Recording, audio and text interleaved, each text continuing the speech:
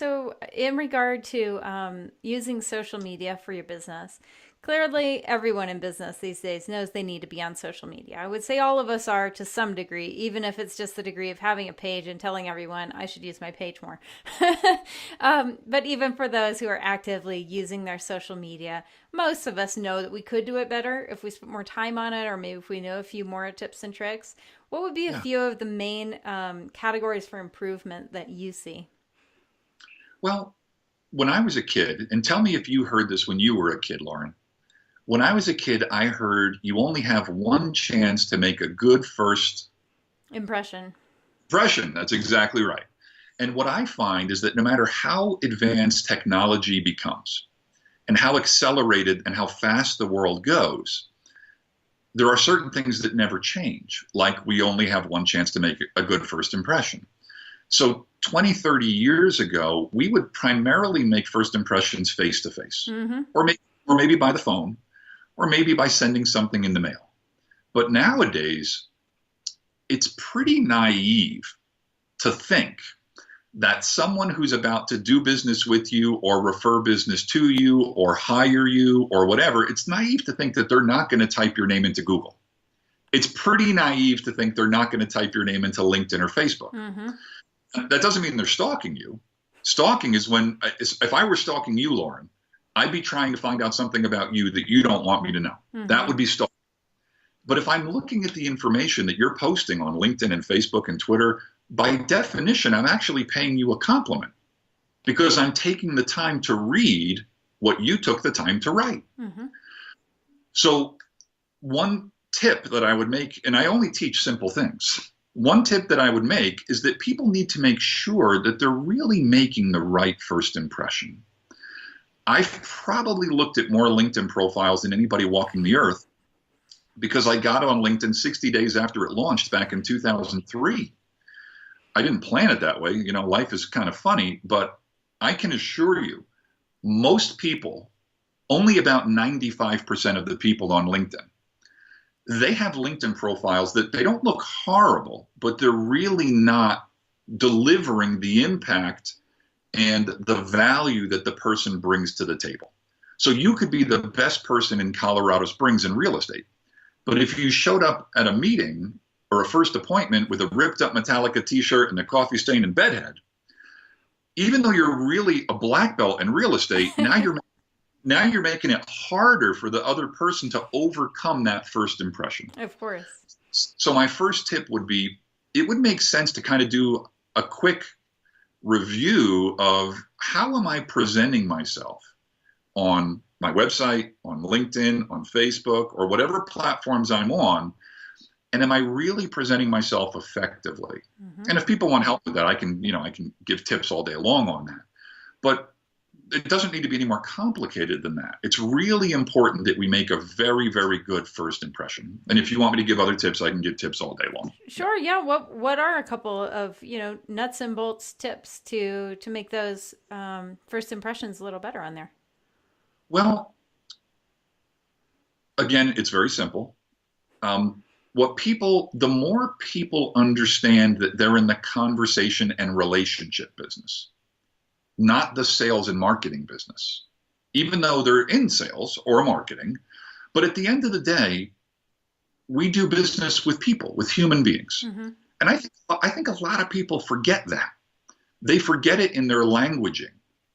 And they start to sound like a sales pitch, or what I call commission breath, instead of just creating a sincere, authentic conversation with other people. So I'm going to point out something ridiculously simple right now, but almost everybody in business forgets it innocently. You have never sold a house in your life without having a conversation with the other person first. Mm-hmm. Now, that's pretty obvious, but people forget that. And then they start going, well, I need to communicate with more people. I need autoresponders. And I'm not putting down autoresponders. There's a time and a place for that.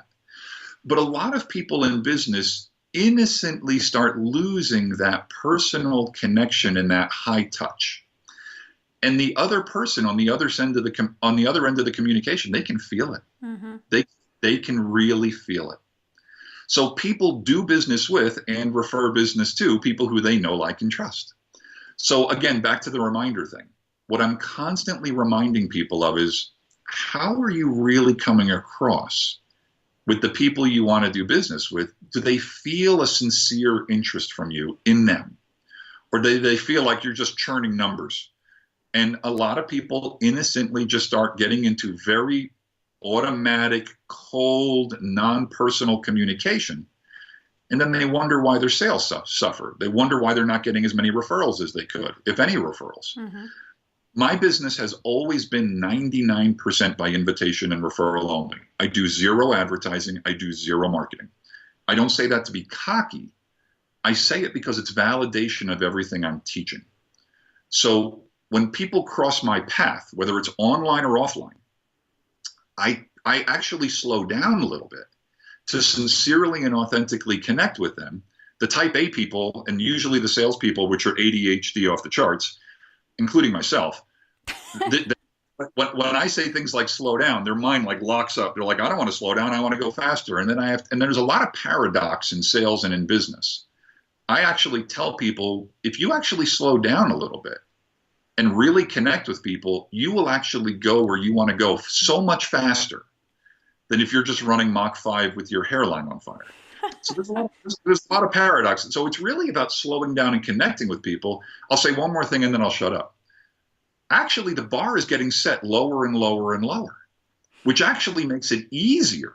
See, I hear so many people saying it's harder to be in sales now. I say, no, nothing could be farther from the truth. There's never been an easier time to be in sales because the bar is getting set so low that when you actually sincerely and authentically communicate with another human being, it's like a breath of fresh air. It's like, oh my God, it's a real person. So I truly believe there's never been a better time to be in business or sales than now, because we've never had tools at our fingertips to identify the people we want to do business with, receive referrals from, sincerely and authentically connect with them. But you have to understand that you're in the conversation and relationship business to begin with. Most people don't understand that. Most people think, oh, I'm in real estate. Oh, I'm a financial advisor. Oh, I do this. Oh, no, you don't. I don't care how good you are at what you do. If you can't sincerely connect with people, you're the best person in the world at what you do on an island somewhere with a volleyball named Wilson.